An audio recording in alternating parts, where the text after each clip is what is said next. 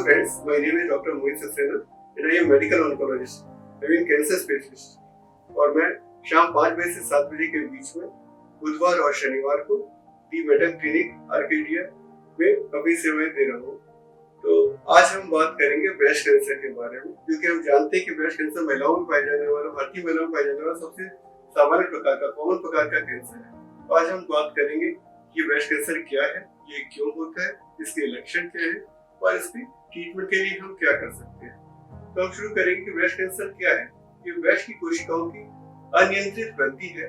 इसके बाद ये गांठ का रूप ले लेती है और कई बार बगल में या कई दूसरे नोड्स में और शरीर के विभिन्न भागों में इसकी फैलने की टेंडेंसी रहती है।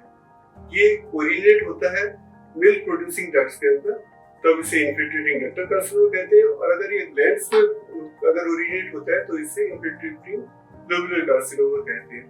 अब हम जानेंगे कि ब्रेस्ट कैंसर क्यों होता है। इसमें कुछ हार्मोनल फैक्टर्स प्ले करते हैं, जैसे कि early menarche, late menopause, hormonal replacement therapy वगैरह।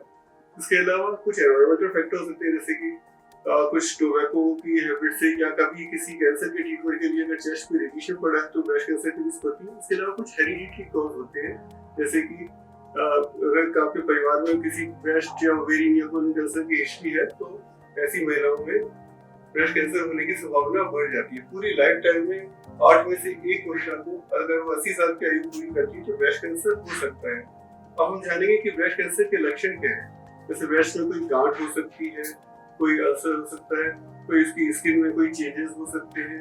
इसके अलावा कई बार निपल रिट्रैक्शन होता है, निपल डिस्चार्ज होता है, या फिर ब्रेस्ट के शेप में या साइज में कोई चेंज दिखाई देता है। तो इनमें से कोई भी आपको परेशानी महसूस होती है तो आप उसका वर्कअप करना चाहिए, जैसे मैमोग्राफी, और कई बार एमआरआई की जरूरत पड़ती है, कई बार उसको पेट सीटी की जरूरत पड़ती है, बायोप्सी करनी होती है, आईएमसी करनी होती है। इस तरह से हम पता लगाते हैं कि कैंसर कहाँ पर है, कितना फैला हुआ है और उसका स्टेज कौन सी।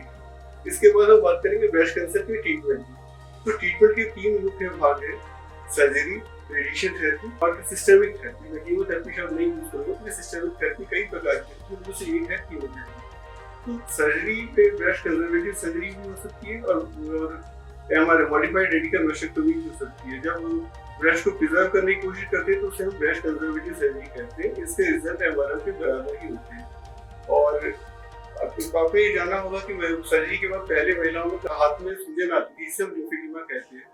तो ये इसको हम प्रिवेंट करने के लिए आज का एक नई टेक्निक है सर्जिकल, जिसे हम कहते हैं एसएलएनपी, सेंट्रल लिम्फ नोड बायोप्सी, जिसके द्वारा लिम्फेडिमा की संभावना काफी कम हो जाती है।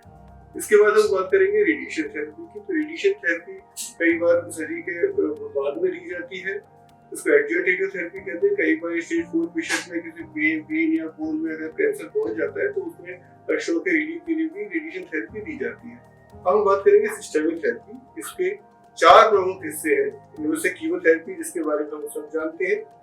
कीमोथेरेपी सर्जरी से कई बार पहले देनी होती है, तब उसे नियोडजुवेंट कहते हैं। सर्जरी के बाद देते हैं तो उसको एडजुवेंट थेरेपी कहते हैं। और कई बार जब चौथी स्टेज का मरीज होता है तो उसे पैलिएटिव कीमोथेरेपी कहते हैं। इसके अलावा हार्मोनल थेरेपी होती है, जो टैबलेट्स फॉर्म में आती है, इंजेक्टेबल फॉर्म में आती है, वो कभी आपको यूज होती है।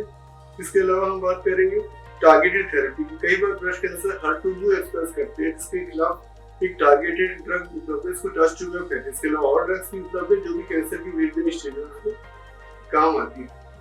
और अब कुछ आजकल नए इस फील्ड में ब्रेस्ट कैंसर में भी और कैंसरों की तरह इम्यूनोथेरेपी का रोल भी आने लग गया है। कौन सा ट्रीटमेंट कब देना है, कब सर्जरी पहले होगी, कब सर्जरी बाद होगी, कब कीमो पहले होगी, बाद होगी, हार्मोन थेरेपी करना, ये सब कैंसर की स्टेज पे डिपेंड करता है। और इसके अलावा ये इस बात पे डिपेंड करता है कि वो उसकी प्रगति क्या है, वो हार्मोन पॉजिटिव है या HER2 पॉजिटिव है, उसके ऊपर डिपेंड करता है। तो अगर हम कैंसर का सही तरह से अर्ली स्टेज में उसको डायग्नोज कर लें और उसका सही ट्रीटमेंट करें तो कैंसर से मुक्त हुआ जा सकता है। इसलिए कैंसर से डरना नहीं है, लड़ना है और जीतना है, और इस लड़ाई में मैं आपके साथ हूँ। धन्यवाद।